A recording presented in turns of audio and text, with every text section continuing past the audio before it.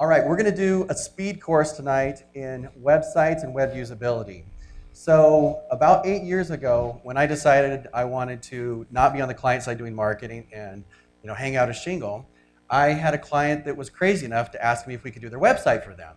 And I had only done a website twice in my career, right? I mean, that's kind of the cycle if you're in marketing or Marcom, you do your website once every 3 or 4 years. And so I really actually had no idea. I ran home, read a book all weekend long, got the fattest book at the bookstore that I could find, read it, and then pretended I was an expert on Monday.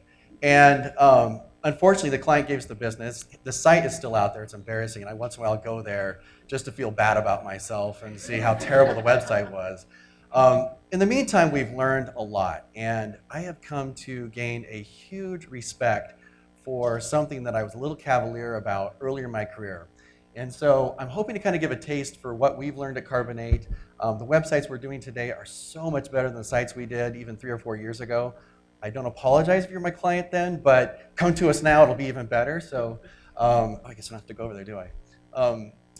So I'm going to jump right through this. Oh, Chuck, we kept PicoSpin up there. We can't let go of it. We love you guys and wish the brand was still around. All right, let's start with this. What decade was this research provided? Research suggests that if you set the copy in black type on a white background, more people will read it than if you set it on white type on a black background. 1930s, this was known. The research had shown this. And when we started doing websites at Carbon8, and you guys probably remember this, there were all sorts of sites that thought it was really cool to have a black site and the text was on white. I know this because one of my employees some years ago gave me a book by Ogilvy, and I started reading this book, and the data and research that Ogilvy uses from the 1940s, 1950s, and probably 4 times in that book I was reading things about usability that were known a long time ago, and that we were making the exact same mistakes on the web. And so it kind of got me thinking, the web is new, but advertising is not. In Ogilvy's day, the new thing was TV. In our day, it's the web.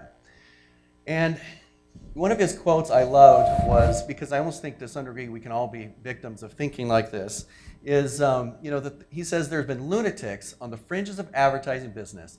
Their stock in trade includes eccentric art direction, contempt for research, and their self-proclaimed genius. Ouch, right? I would not want to be one of those people.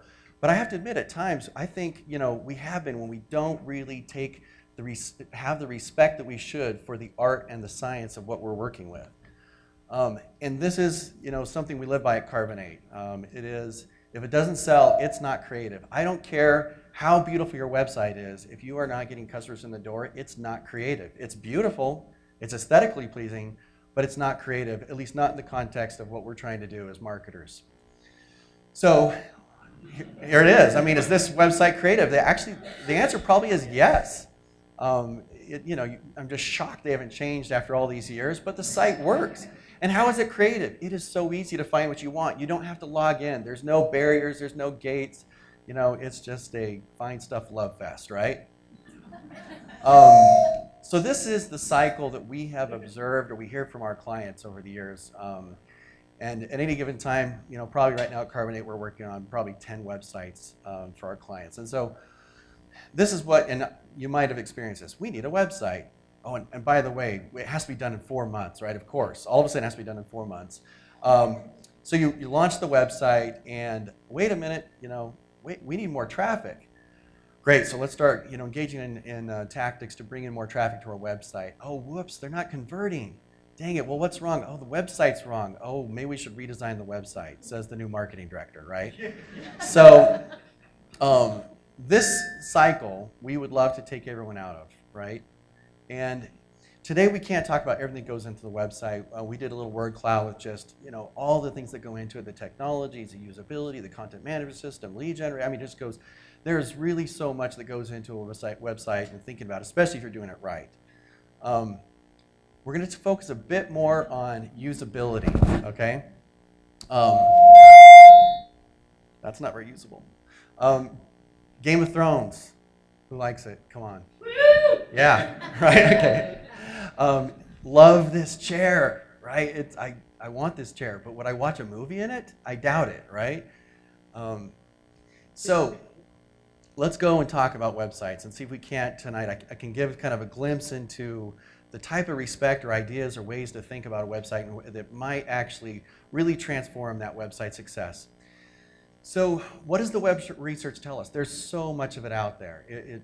There's just great people doing great research trying to find out what really works on the web and what doesn't work on the web. And it's obvious. I mean, so much business is happening there. So look at this. This is a heat map. This is for eye tracking. So people love faces. So if you throw a face on your website, people are going to look at that, right? That's just what happens. We do that as humans. And then you can see, okay, they're kind of looking at the copy. Let's see if I can point here. You know, kind of looking at the copy here. Some people like diapers. They're staring at the diapers. But then, watch what happens. All we did is the baby is now looking at the copy. And look what happened. Still looking at the baby's face with the same amount of heat, but look how much more time people are spending on the site. And guess what? They're actually reading the copy. So a simple change like that has completely changed the viewer's engagement with the copy that's on the site. That can lead to sales, that type of thinking and understanding those type of things. Now, the other thing we see, maybe in going back, you see there's a typical F pattern for the way people read sites. You might have heard about this. This is from the Norman Nielsen group. They see consistently that people jump on the page, they start here, and they go across, and then they come back, and they go down, and they create this F pattern. You can actually kind of see that happening with this website here.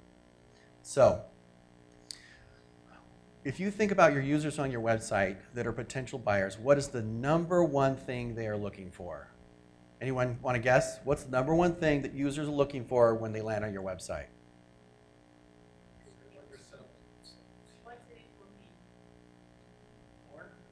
Right. I was on Cisco's site all last night. There's no porn on Cisco's site. Hopefully not. Let's see, what else? The research shows, I haven't heard it yet. I thought somebody would yell it out. Price, that is right. The number one thing they're looking for is pricing. The number one thing that our clients don't want to put on their websites is their pricing. I mean, unless they're in the low end of B2B or they're a B2C company, but any companies that are larger than that, they don't want to put their price. And this is literally what the research is saying. You are creating a hostile shopping experience. You are creating a negative halo for your brand. You are communicating that you're difficult to do business with.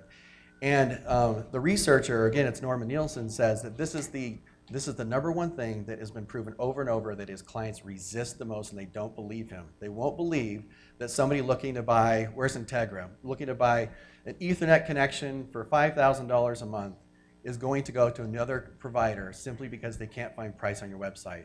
But it shows again and again, they will do that, they will abandon, they'll go somewhere else. And so, you're probably thinking, okay, if I go tell my boss that we're going to go put our price on our website, they're going to say, you're crazy. We're a B2B company. We don't want our competitors knowing our pricing. Pricing's different for each individual. There are all sorts of excuses. But they really are ultimately excuses. If you literally cannot put pricing on your website, then there are other things you can do that at least will make your potential customers much more happy. Price ranges, typical price scenarios. It's been shown that complex pricing calculators don't work, so don't put those on your website. If you're going to put a price calculator, it has to be very simple. And if you can provide MSRP, all of that will do wonders for your site and for your engagement with your customers on your website. The other thing is, there's so much to talk about on this topic, but I want to kind of give you some things to watch out for. One is to watch out for trends. So about a year and a half ago, all of a sudden, the cool people started saying and asking, hey, should we do parallax? Should we do parallax? And it's a really amazing technique, takes a lot of wizardry on the back end and the creative side to make it happen. So tons of respect. It was some new, the HTML5 technologies and the browsers kind of allowed this, enabled it. And so this is the site by New York Times. Have you guys seen this site, the snowfall site? I've seen a few hands. It's amazing. You start scrolling down and the video's playing, and then parallax means things move at different points of view and so forth. So a really cool site, and probably an appropriate use for parallax because it's basically a magazine style experience. But when you test it for about anything else, what the research shows is it's absolutely horrendous. It fails on every aspect except for enjoyment, because it is kind of fun, at least for some people. Not for these people. Whoops. One of the things that was found out was that it makes some people actually sick. So if you have a tendency towards motion sickness, it actually makes you feel ill. Load times are terrible, loads the processor. SEO is usually bad because usually people do parallax on one long page and Google can't figure out what the page is actually about. You can't optimize for a couple of keywords on a specific page. And of course, then there's mobile issues. So also be suspicious of everybody is doing it. So, I'll admit again, in the early days of Carbon8, we kind of imitate, oh, that's what Cisco's doing? That must be good. Maybe we'll do something like that for this client. Here's a great example, though, of a typical technique that does not work. So I'm sure we all have had on our websites or have seen the classic rotating banner. That big banner that's there and it displays one thing after another, rotates every 8 seconds. Often I think it's there because nobody can decide what really should be on the home page. So instead of actually figuring out what their most important thing is to say, they're going to say 6 or 7 things that every product or business group wants them to say. But people have banner blindness. First of all, they skip over it. Another issue is that the actual act of rotating is frustrating for users. They're likely never going to, if you're keeping the banner long enough for somebody to absorb it, by the time they've absorbed it, they're on doing something else. So they're not going to see those other ones anyway.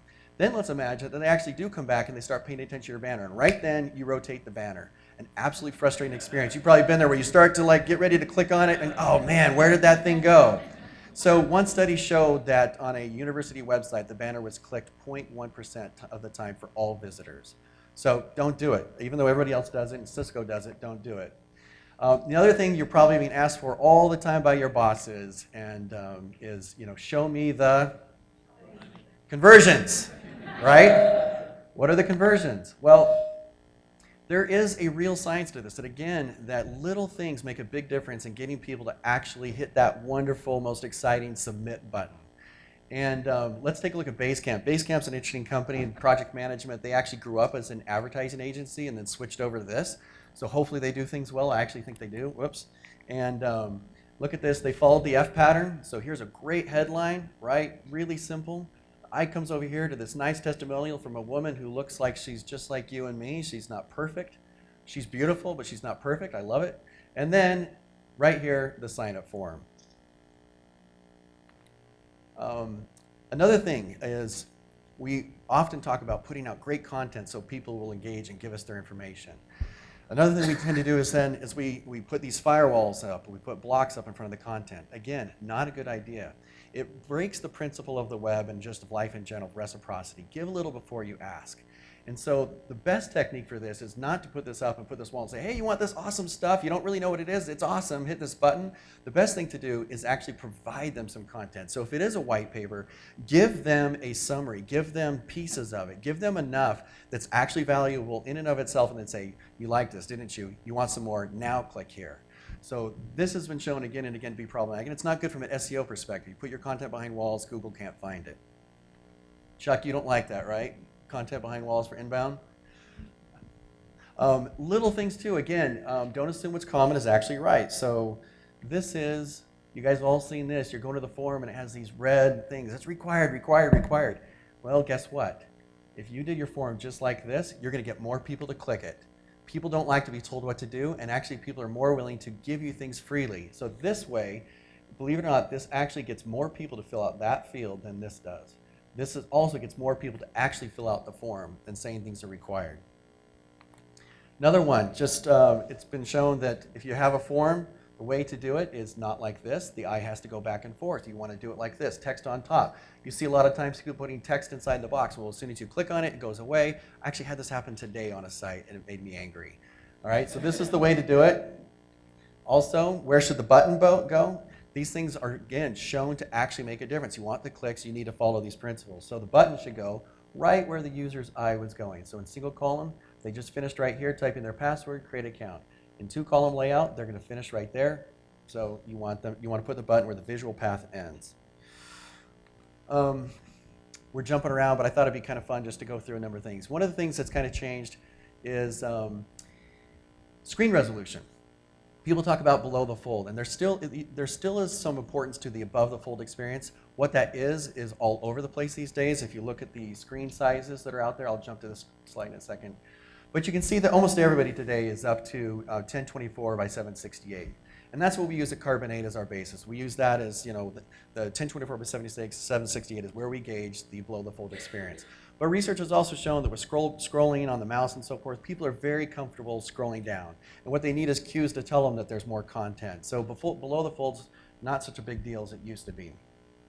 The thing you need to do is look at your analytics. So it's different for different businesses. So on the B2B side, what we see is there's a lot of people on laptops. And so you have to think of a much skinnier screen for B2B customers if it's a consumer. Often it's, and of course you have to think about mobile. So really look at your analytics to decide what you're trying to optimize for or what the worst case scenario is in terms of your users coming to your website. Okay. This is a weird one. The web is different than typical prose. And so what the research shows again here is we all know that grammatically you should spell out in this sentence 8 and 4. But the truth is that for web users, this is far easier for people to peruse. So there are instances where you can break grammatical rules for the web because it really will help your users engage with their content and peruse it better. This is another one. This is off, was it New York Times article? I can't remember where this came from. But if you look at this here, they've broken another rule, which is these paragraphs are only one sentence. And again, this is shown to be actually very easy for users to go ahead and peruse and browse the content and glean information from it. So having said all that, I started off with saying that the site, that Craigslist was a creative site. Having said all that, people still do judge a book by its cover. And the way that they do that, what the research shows is that, they're looking for content, okay, consistency, layout, typography, style, and color. This is a site that we just launched for a company that monitors the dark web, and it's called Owl Labs. And I'm pretty proud of this work. You guys can go take a look at it. But hopefully you judged it well. I mean, if you didn't, that's might be okay too.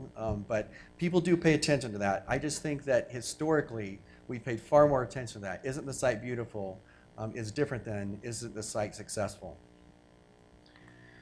The other thing is it's hard to see your own mistakes. Does anybody see the mistake up here? What is it? Did you see that? I didn't at first. I didn't see the 2 thes. I was focused on the 1, 2, 3, 4. The problem is once you have, even at Carbon8, we can't test the usability of our sites once we've created it. Once we put it there, we know where things are. We know how they function. There's no way we can know what's right and wrong about it. And no matter how much you study usability, you will make mistakes. And so the only way to know that, okay, and to know what's right in front of your eyes is to test. Now, we have a really hard time convincing our customers to test, and maybe we need to sell this a little differently and talk about it more. But the beauty of testing is it really isn't that hard. So you can actually only test about 5 users, and it'll identify 85% of your problems. And it's probably best to test only about 5 users, because when you fix those, you're probably going to create a couple more mistakes. Hopefully you're honing in on a better solution. But by keeping it small, then you can refine and refine and make sure that your site is coming together to do what you want it to do. So that's the good news. You can test this and figure out where you've gone astray. All right, so that's it. That's web usability and websites in 15 minutes. Thank you.